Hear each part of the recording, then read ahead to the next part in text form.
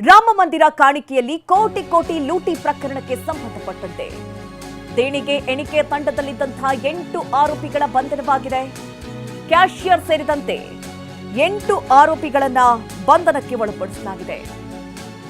FIR ದಾಖಲು ಬೆನ್ನಲ್ಲೇ 8 ಮಂದಿಯ ಬಂಧನವಾಗಿರುವುದು. ನಿನ್ನೆಯಷ್ಟೇ ಎಫ್ಐಆರ್ ದಾಖಲಿಸಿದ್ರು ಪೊಲೀಸರು.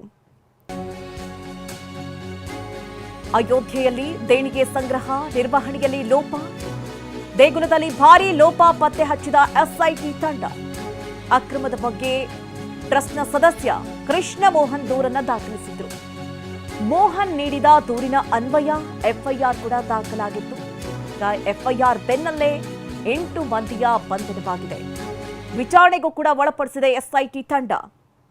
ಉತ್ತರ ಪ್ರದೇಶ ಸರ್ಕಾರ ರಚನೆ ಮಾಡಿದಂತಹ ವಿಶೇಷ ತನಿಖಾ ತಂಡದ ಪ್ರಾಥಮಿಕ ವರದಿ ಆಧರಿಸಿ ಈ ಬಂಧನ ಮಾಡಲಾಗಿರುವಂಥದ್ದು. ಬಂಧಿತ 8 ಮಂದಿಯ ವಿಚಾರಣೆಯನ್ನ ನಡೆಸಲಾಗ್ತಾ ಇದೆ. ಅವಿನಾಶ್ ಶುಕ್ಲಾ, ಅನುಕಲ್ಪ್ ಮಿಶ್ರಾ, ಲವಕುಶ್ ಮಿಶ್ರಾ, ಮನೀಶ್ ಕುಮಾರ್ ಯಾದವ್, ಕರುಣೇಶ್ ಪಾಂಡೆ, ರಾಮಶಂಕರ್ ಮಿಶ್ರಾ ಸೇರಿದಂತೆ 8 ಮಂದಿಯನ್ನ ಈಗ ಬಂಧಿಸಲಾಗಿದೆ.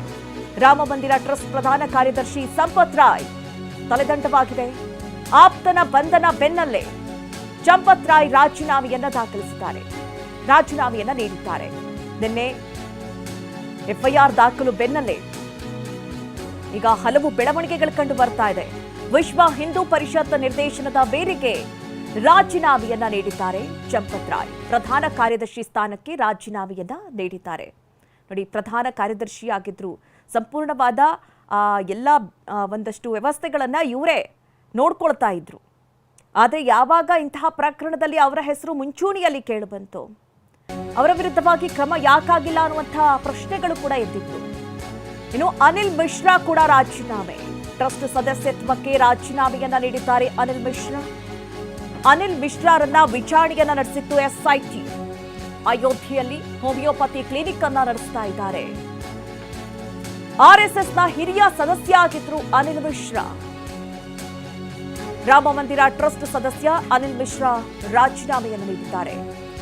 ಟ್ರಸ್ಟ್ ಸದಸ್ಯತ್ವಕ್ಕೆ ರಾಜೀನಾಮೆಯನ್ನ ನೀಡಿದ್ದಾರೆ ಅನಿಲ್ ಮಿಶ್ರಾ. ನೋಡಿ, ಈ ಹಲವು ದಿನಗಳಿಂದ ಈ ರೀತಿಯ ಆರೋಪಗಳು ಕೇಳಿ ಬರ್ತಲೇ ಇತ್ತು. ಸಾಕಷ್ಟು ಹಣ, ಕೋಟಿಯಷ್ಟು ಹಣ ಲೂಟಿ ಆಗಿದೆ ಅನ್ನುವಂತಹ ಕುರಿತಂತೆ ಎಸ್ಐಟಿ ತಂಡ ಕೂಡ ರಚನೆ ಆಯಿತು. ಇದೆಲ್ಲ ಬೆಳವಣಿಗೆಗಳ ಮಧ್ಯೆ ಯಾರೊಬ್ಬರ ತಲೆದಂಡ ಕೂಡ ಆಗಲಿಲ್ಲ, ಯಾರ ವಿರುದ್ಧವಾಗಿ ಕ್ರಮ ಆಗಲಿಲ್ಲ. ಈ ವಿಚಾರದಲ್ಲಿ ಬಹಳ ಪ್ರಶ್ನೆಗಳು ಮತ್ತೆ ಚರ್ಚೆಗಳು ಹುಟ್ಟುಹಾಕೊಂಡಿತ್ತು. ಈಗ ಅದರ ಬೆನ್ನಲ್ಲೇ ಎಫ್ಐಆರ್ ದಾಖಲಾಗುತ್ತೆ. ಎಫ್ಐಆರ್ ದಾಖಲು ಬೆನ್ನಲ್ಲೇ 8 ಜನರನ್ನ ಬಂಧಿಸಲಾಗುತ್ತೆ. ಅವರ ವಿಚಾರಣೆ ನಡೀತಾ ಇದೆ. ಈಗ ಒಬ್ಬರಾಗ್ತಾ ಒಬ್ರು ರಾಜೀನಾಮೆಯನ್ನ ನೀಡ್ತಾ ಇದ್ದಾರೆ. ಈ ಬಗ್ಗೆ ಹೆಚ್ಚಿನ ಡೀಟೇಲ್ಸ್ ಅನ್ನ ನೀಡ್ತಾರೆ ನಮ್ಮ ಪ್ರತಿನಿಧಿ ಮಹೇಶ್. ನೇರ ಸಂಪರ್ಕದಲ್ಲಿ ನಮ್ಮನ್ನ ಜಾಯ್ನ್ ಆಗ್ತಾ ಇದ್ದಾರೆ. ಮಹೇಶ್, ನಾವಿಲ್ಲಿ ಗಮನಿಸ್ತಾ ಇದ್ದೀವಿ, ಈಗ ಒಂದಾಗ್ತಾ ಒಂದು ಬೆಳವಣಿಗೆಗಳು ಬಹಳ ದೊಡ್ಡ ಮಟ್ಟದಲ್ಲಿ ನಡೀತಾ ಇದೆ. ಎಫ್ಐಆರ್ ಬೆನ್ನಲ್ಲೇ ಈಗ 8 ಮಂದಿಯ ಬಂಧನವಾಗಿದೆ. ಅಲ್ಲಿ ವಿಚಾರಣೆ ನಡೀತಾ ಇದೆ. ಈಗ ಸಂಪತ್ ರಾಯ್ ಸೇರಿದಂತೆ ಅನಿಲ್ ಮಿಶ್ರಾ ಅವರು ಕೂಡ ರಾಜೀನಾಮೆಯನ್ನ ಕೊಟ್ಟಿದ್ದಾರೆ ಅನ್ನುವಂಥ ವಿಚಾರ. ಸದ್ಯದ ಅಪ್ಡೇಟ್ಸ್ ಬಗ್ಗೆ ಮಾಹಿತಿ ಕೊಡೋದಾದ್ರೆ ಮಹೇಶ್. ಮಧು ನಾಗರಾಜ್, ಖಂಡಿತ ಒಂದು ಕಡೆ ಎಸ್ಐಟಿ ತನ್ನ ಏನು ತನಿಖೆಯನ್ನು ತೀವ್ರಗೊಳಿಸಿದೆ ಅಂತ ಹೇಳ್ಬೋದು. 8 ಜನರ ಎಫ್ಐಆರ್ ಆಯಿತು. ಎಫ್ಐಆರ್ ಆದಮೇಲೆ ಅವ್ರನ್ನ ವಶಕ್ಕೆ ಪಡೆದು ಈಗಾಗಲೇ ತೀವ್ರ ವಿಚಾರಣೆ ಕೂಡ ಒಳಪಡಿಸ್ತಾ ಇರುವಂಥದ್ದು. ಮತ್ತೊಂದು ಕಡೆ ಇದರ ಬೆನ್ನಲ್ಲೇ ಈ ಒಂದು ಪ್ರಕರಣ ಯಾವಾಗ ಗಂಭೀರವಾಗಿ ಪರಿಗಣಿಸ್ತೋ ಈ ಹಿನ್ನೆಲೆಯಲ್ಲಿ ಏನು ಪ್ರಧಾನ ಕಾರ್ಯದರ್ಶಿ ಸಂಪತ್ ರಾಯ್ ಮತ್ತು ಅನಿಲ್ ಮಿಶ್ರಾ ರಾಜೀನಾಮೆ ನೀಡಿರುವಂಥದ್ದು ತಮ್ಮ ಸ್ಥಾನಕ್ಕೆ ಅಂತ ಹೇಳ್ಬೋದು. ಹೀಗಾಗಿ ಯಾಕಂದರೆ ಪ್ರಮುಖ ರೂವಾರಿಗಳು ಅನ್ನುವಂಥ ಆರೋಪ ಕೂಡ ಇವರ ಮೇಲೆ ಗಂಭೀರವಾಗಿ ಕೇಳಿಬರ್ತಾ ಇರುವಂಥದ್ದು. ಏನಿದ್ದಾರೆ ಸಿಬ್ಬಂದಿ 8 ಜನ, ಅವರ ಅಡಿ ಕೆಲಸ ಮಾಡ್ತಾ ಇರುವಂಥದ್ದು ಈಗ ಮಾಹಿತಿ ಲಭ್ಯ ಆಗ್ತಾ ಇರುವಂಥದ್ದು. ಅದರಲ್ಲೂ ಕೂಡ ಟಿನ್ನು ಯಾದವ್ ಏನಿದ್ದಾರೆ, ಇವರು ಸಂಪತ್ ರಾಯ್ನ ಏನು ಮಾಜಿ ಒಂದು ಕಾರ್ ಚಾಲಕ ಅನ್ನೋದು ಕೂಡ ಗೊತ್ತಾಗ್ತಾ ಇದೆ. ಮತ್ತು ಅಧ್ಯಾತ್ಮ ಏನು ಸ್ನೇಹಿತ ಅನ್ನೋದು ಕೂಡ ಗೊತ್ತಾಗ್ತಾ ಇರುವಂಥದ್ದು. ಹೀಗಾಗಿ ಸಾಕಷ್ಟು ಆರೋಪ ಇವರ ಮೇಲೆ ಇರುವಂಥದ್ದು.